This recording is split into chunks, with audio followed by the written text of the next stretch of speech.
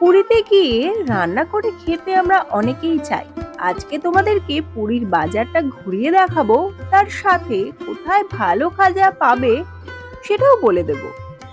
আজকে এখন বেরিয়ে পড়েছি, তোমাদেরকে আজকে পুরীর যে বাজারটা আছে সেটা দেখাবো, মানে যেখানে সবজি, মাছ, মাংস এগুলো পাওয়া যায়, আর তার সাথে খাজাও কিনতে যাচ্ছি, সেটাও দেখাবো। হাই বন্ধুরা, আমি কাকলি। কাকলির দুনিয়ায় তোমাদের সবাইকে স্বাগত। খেতে ঘুরতে ভালোবাসলে আমার চ্যানেলটা সাবস্ক্রাইব করে দিও। পুরীর প্রত্যেকটা ভিডিও পার্টে পার্টে আসছে, দেখতে থেকো।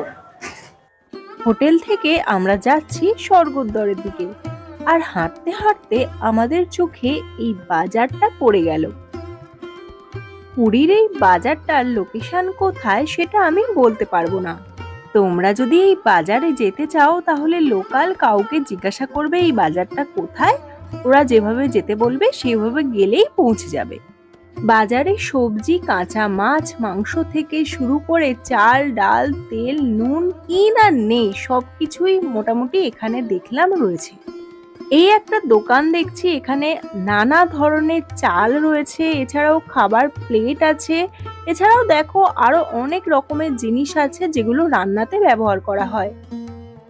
আর বাজারের ভেতর দেখো খাজার দোকানও রয়েছে, এখানে গরম গরম খাজা তৈরি হচ্ছে, যদিও আমি খেয়ে দেখিনি।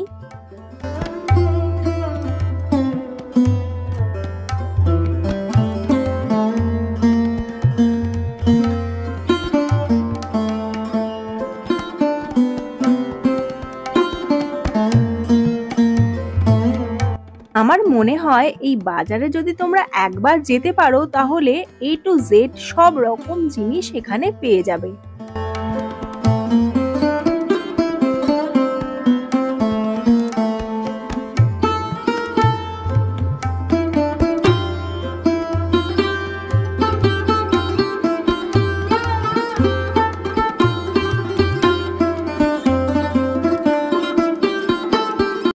জানো তো, পুরীতে চারদিকে গাঙ্গুরাম সুইটস বলে দোকান আছে, কিন্তু সবগুলো আসল নয়, একটাই আসল।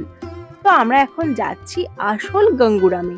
এই একটু এগোলেই স্বর্গদ্বার, আর তারপরেই রয়েছে গাঙ্গুরাম সুইটস। এছাড়াও কাকাতুয়া রয়েছে, কিন্তু কাকাতুয়ার খাজাগুলো আমার দেখেই খুব একটা ভালো লাগলো না।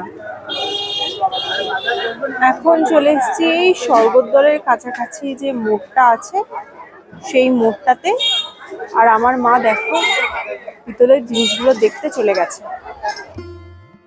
এখানে দেখো কত সুন্দর সুন্দর প্রদীপ আছে, ধূপদানি আছে, আরো অনেক রকমের জিনিস আছে যেগুলো তোমরা পুজোতে ব্যবহার করতে পারবে।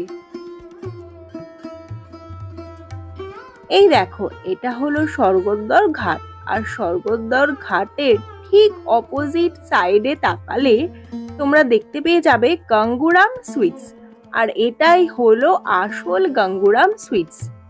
এই গাঙ্গুরাম সুইটস এই একটাই আছে, আর বাকি যেগুলো তোমরা দেখতে পাবে ওগুলো সব নকল। এই দোকানের সামনে দেখো লেখা আছে আমাদের কোনো শাখা নেই। এখান থেকে খাজা কিনতে গেলে তোমাকে লাইন দিয়ে খাজা কিনতে হবে, দেখতেই পাচ্ছ কতটা ভিড় রয়েছে দোকানে।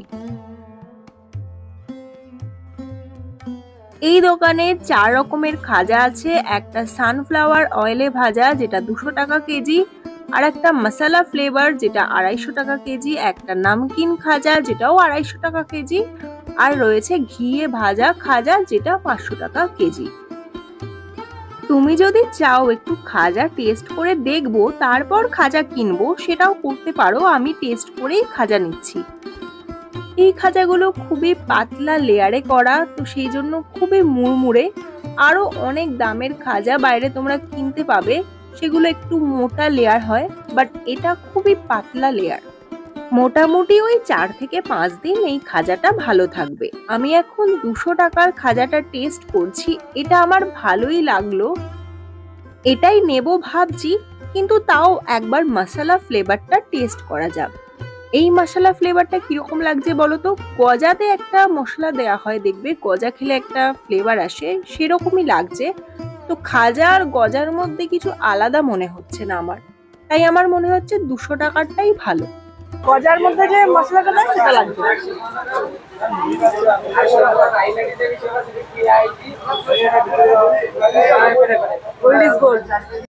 প্যাকিংটাও বেশ ভালোভাবে করে দিচ্ছে। 500 গ্রামেরও নিতে পারো, আমরা এখানে 1 কেজি করে প্যাকেট করিয়েছি।